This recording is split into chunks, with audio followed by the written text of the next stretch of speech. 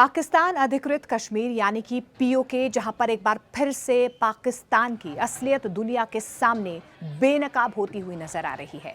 नमस्कार, news 18 India का digital platform देख रहे हैं आप। मैं हूं आपके साथ मोनिका ठाकुर। जिस कश्मीर को लेकर पाकिस्तान दशकों से दुनिया भर में मानव अधिकारों का पाठ पढ़ाता रहा है, आज उसी पीओके की सड़कों पर खून बह रहा है। लोग अपने अधिकारों की मांग कर रहे हैं, लेकिन जवाब में उन्हें मिल रही है गोलियां, गिरफ्तारी वारंट और इनाम की घोषणाएं। जी हां, पीओके में हालात इस वक्त बेहद तनावपूर्ण हैं। ज्वाइंट अवामी एक्शन कमेटी यानी कि जेएएसी के बैनर तले हजारों लोग सड़कों पर उतर आए हैं। उनकी मांग है स्थानीय लोगों के अधिकार सुरक्षित किए जाएं, राजनीतिक हस्तक्षेप कम हो और क्षेत्र के लोगों की आवाज सुनी जाए। लेकिन पाकिस्तान की सत्ता और सुरक्षा एजेंसियों ने बातचीत का रास्ता चुनने के बजाय दमन का रास्ता चुन लिया है। रिपोर्ट्स के मुताबिक प्रदर्शनकारियों और सुरक्षा बलों के बीच झड़पों में कई लोगों की मौत की खबर सामने आ रही है। बड़ी संख्या में लोग घायल बताए जा रहे हैं और इसके बाद पाकिस्तान प्रशासन ने जेएसी को प्रतिबंधित घोषित कर दिया, बैन कर दिया है और उसके प्रमुख नेताओं के खिलाफ देशद्रोह जैसे गंभीर मामले दर्ज किए गए हैं। इतना ही नहीं, 4 प्रमुख नेताओं की गिरफ्तारी के लिए लाखों नहीं बल्कि 1 करोड़ पाकिस्तानी रुपए तक का इनाम घोषित किया गया है। सोचिए, जो लोग अपने अधिकारों की बात कर रहे हैं उन्हें अपराधी बनाया जा रहा है। जिन लोगों की आवाज सुनी जानी चाहिए थी उन्हें खामोश करने की कोशिश की जा रही है।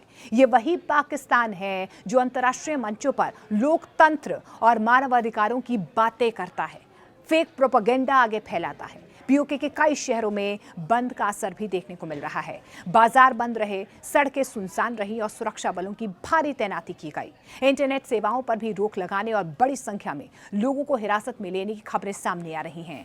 असल सवाल यह है कि आखिर पीओके के लोग इतने नाराज क्यों हैं? देखिए, स्थानीय लोगों का ये आरोप है कि उनके संसाधनों का फायदा तो पाकिस्तान उठाता है, लेकिन बदले में उन्हें न सिर्फ पर्याप्त सुविधाएं मिलती हैं, कोई सुविधा नहीं मिलती है और ना ही राजनीतिक अधिकार उन्हें मिलता है। लंबे वक्त से बिजली, महंगाई, प्रशासनिक भ्रष्टाचार और राजनीतिक प्रतिनिधित्व जैसे मुद्दों को लेकर असंतोष बढ़ता हुआ नजर आया और यही वजह है कि ये गुस्से का जो बबूल है, जो एक कहीं ना कहीं जो गुस्से का एक आक्रोश की जो क्रांति है वो अब पीओके में फूट रही है और वहाँ के लोग जो हैं अब सीधे तौर पर पाकिस्तानी हुकूमत के खिलाफ नाराज़गी जाहिर कर रहे हैं। अब यही असंतोष बड़े आंदोलन का रूप ले चुका है। दिलचस्प बात यह है कि जिस कश्मीर को पाकिस्तान अपना बताता है, वहीं के लोग आज पाकिस्तान की नीतियों के खिलाफ सड़कों पर नजर आ रहे हैं। ये विरोध किसी बाहरी ताकत का नहीं बल्कि स्थानीय जनता के भीतर पनप रहे गुस्से का नतीजा बताया जा रहा है।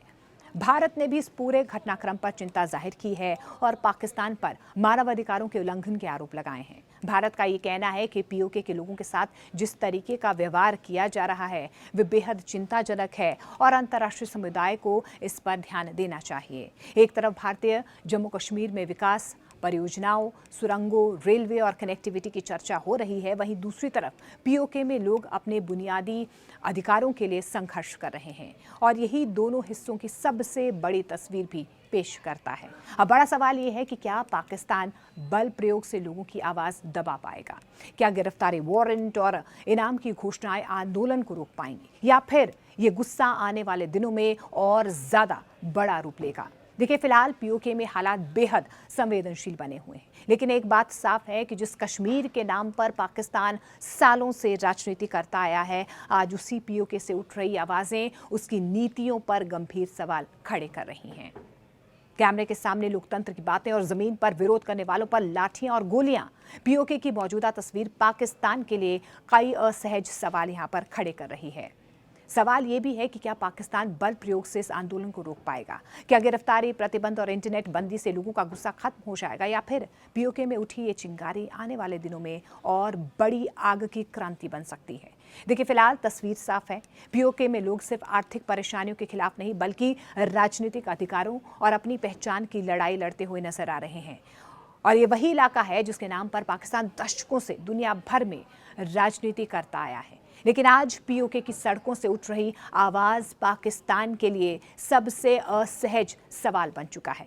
अगर सब कुछ ठीक है तो फिर लोग सड़कों पर क्यों हैं? अगर लोकतंत्र है तो फिर विरोध करने वालों पर प्रतिबंध क्यों है? और अगर जनता खुश है तो फिर रावलकोट बार बार बारूद का ढेर क्यों बन रहा है?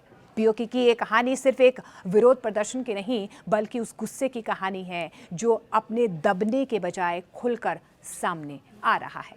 अब ऐसे में देखना ये होगा कि पाकिस्तान की ये तस्वीर किस तरीके से निकल कर आती है, क्योंकि अब जिस तरीके से पाकिस्तान एक फेक प्रोपेगेंडा के तहत पीओके के लोगों का दमन कर रहा था, अब कहीं ना कहीं उन लोगों का गुस्सा जो है भड़कता हुआ नजर आ रहा है।